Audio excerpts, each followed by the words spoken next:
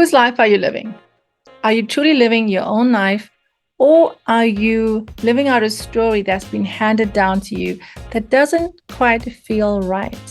If that's you today, then I think this podcast can help. Stay tuned.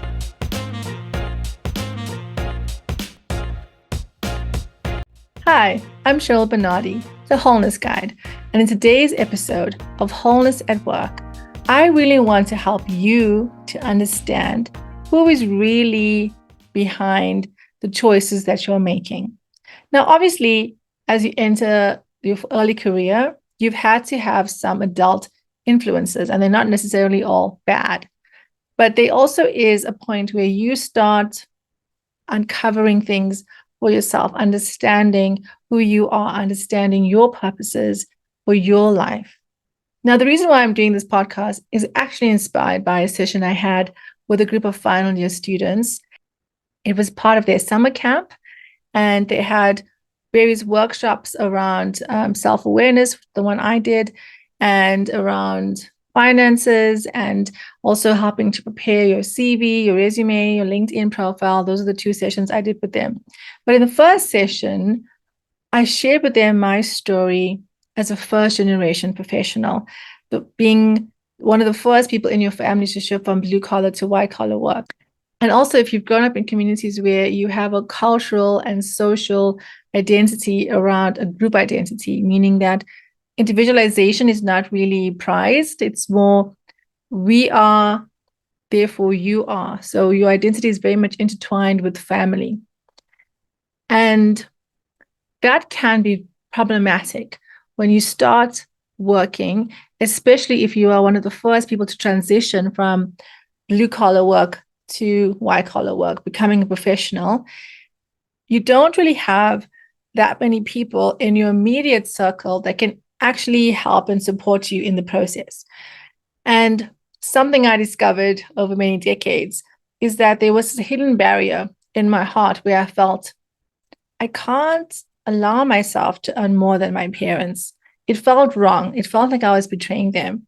And this is not something people talk about at all. So I felt maybe I was the only one experiencing it.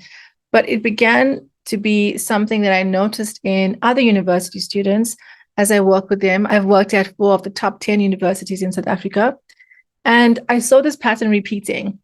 And I did an earlier video about the guilt syndrome, and it resonated with so many first-generation professionals who felt that as they started their university process, they were excited and they had to work really hard because they often had gaps in funding. So it was very challenging. So to even make it year on year was a success, right?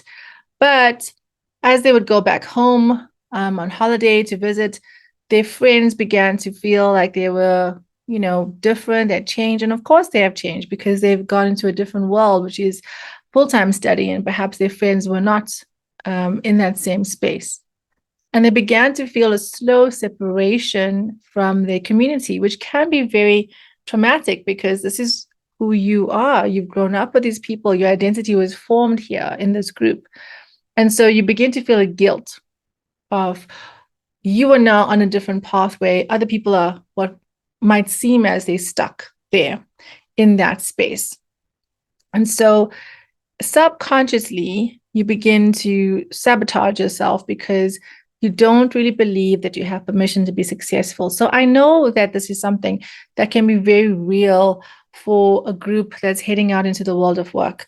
They've worked hard, they're getting to know themselves better, but they just don't know that they're allowed to be successful. So what I did was ask them to stand up if they were feeling the guilt syndrome, and almost the whole room stood up. And I asked them to figuratively shake it off, dust it off, because it was not going to help them moving forward. And we used this very powerful statement: I will not feel guilty for my success. I will inspire others with my success. And maybe if you're listening to this and you too are in the process of getting into your early career and you notice there's something on the inside, you can't quite put a finger on it. Why can't I feel like I want to apply for the jobs I want to apply for? Why can't I feel like I can buy that car or get that place, there's something in me that feels like I shouldn't do it. I think it's a guilt syndrome. So I'm going to repeat this for your benefit. I am not going to feel guilty for my success. I will inspire others for my success. I am not going to feel guilty for my success. I will inspire others with my success. I know this was such a powerful moment in that session because 2 days later, when I went back to the camp and I did a book giveaway, I just loved that group so much. I decided to give some of my books away. And one of the students that won the book said, Cheryl, please can you write what you said to me in like your own words? Because she almost wanted in writing permission to say, it's okay for me to be successful. It's okay. I have permission now. And if you're listening to this podcast today and you maybe don't fit into the first generation professional pool, where you're on the other side of the spectrum, perhaps your grandfather and grandmom and parents already have been working as professionals. They already told you which university you're supposed to go to because that's the one they went to. There's a different kind of success barrier for people who have had what I want to term maybe the legacy of success in terms of professional success. And that barrier is firstly the burden of success, because now I have to be as successful or more successful than my parents. They expect that of me. But the other question that they have in their hearts that they don't know how to put words to is this: am I allowed to have success on my own terms? And maybe that's you today listening. Maybe that's the question in your heart that you've been asking. Am I allowed to have success on my own terms? Maybe your family professional success is, we are doctors. This is who we are, and we'll be a family of doctors. And maybe you do have an interest in the medical field, but maybe it's in sales in the medical field. So your experience, your background, the information you've received and learning about the medical profession has given you some insight that can make you a great salesperson or even an entrepreneur. Perhaps you see a gap in the market in the medical field, and that's what you want to pursue. But you don't know if you're allowed to do that. And hopefully you have the relationships with your parents that you can actually say, I actually want to go this way, and they can support that. But maybe you don't have that, and that's what you're struggling with. So on either end of the spectrum, whether you are the first in your family to start establishing a new pathway for success professionally, or whether you are already on a path to professional success and you want to create a divergent path, a new path, I want to say to you today that you have the permission to dictate success on your own terms. I wrote this down and I have to say it properly. Hold on a second. I wrote this down in my notes. Whatever your family history, you have the power to rewrite the story of your own future. Whatever your family history, you have the power to rewrite the story of your own future.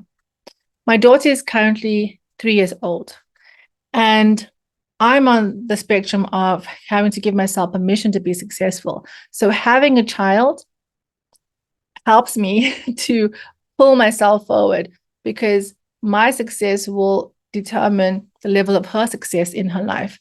I'm very aware that even at the age of 3, I don't want to impose any restrictions on what she might become. And it's not about, we often ask the question of children, who do you want to be one day?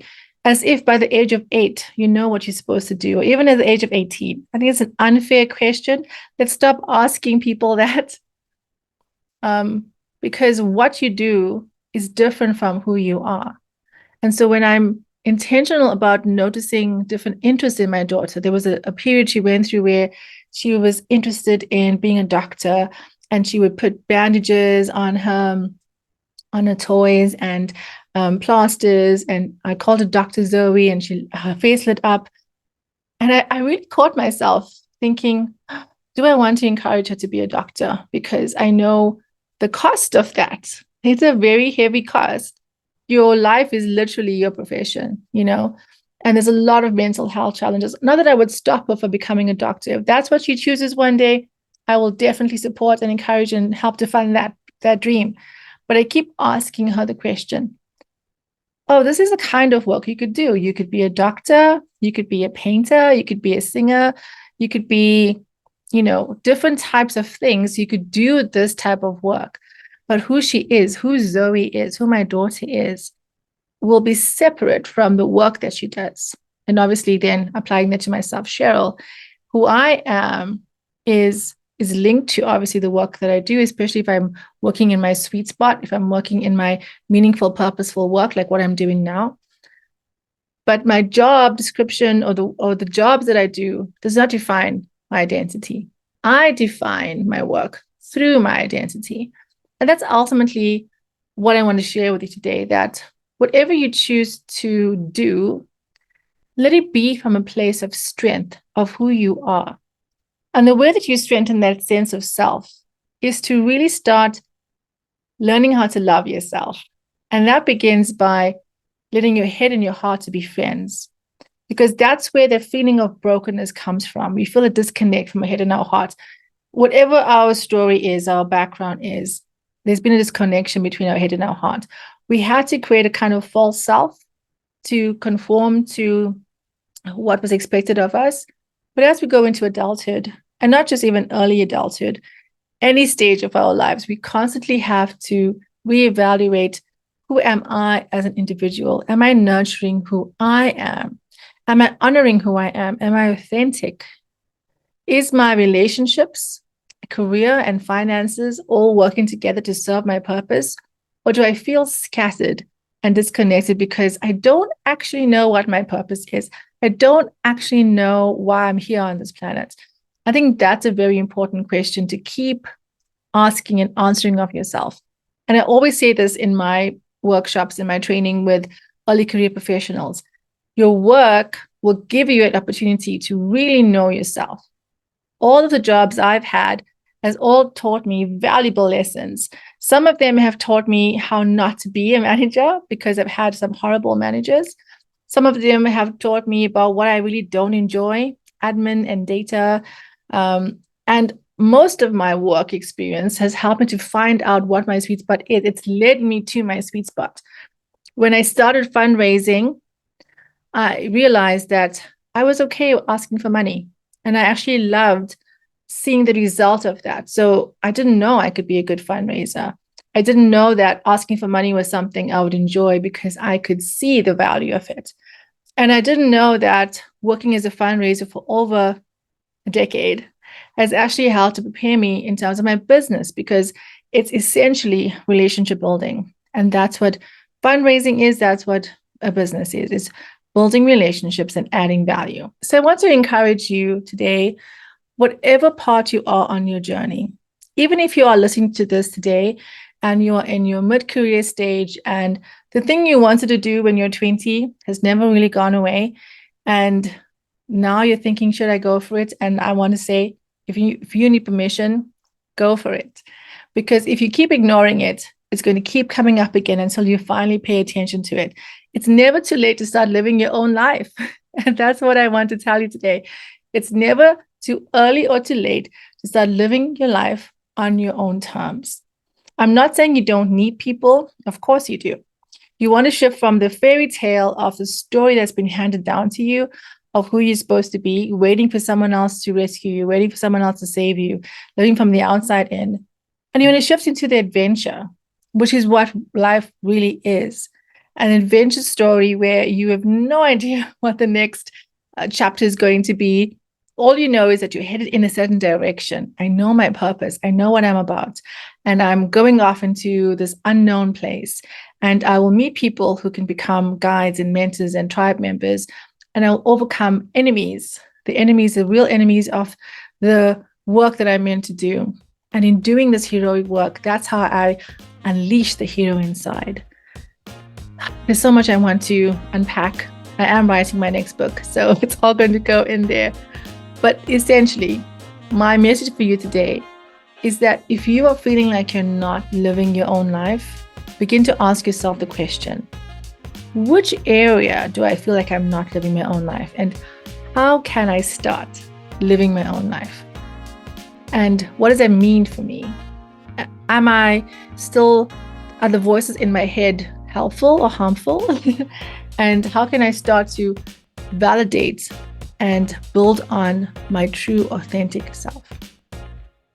I hope this episode has encouraged you today, and I hope that I've inspired you to keep doing the work of embracing wholeness in your relationships, career, and finances, and really finally living life on your own terms. Have a great day and stay strong.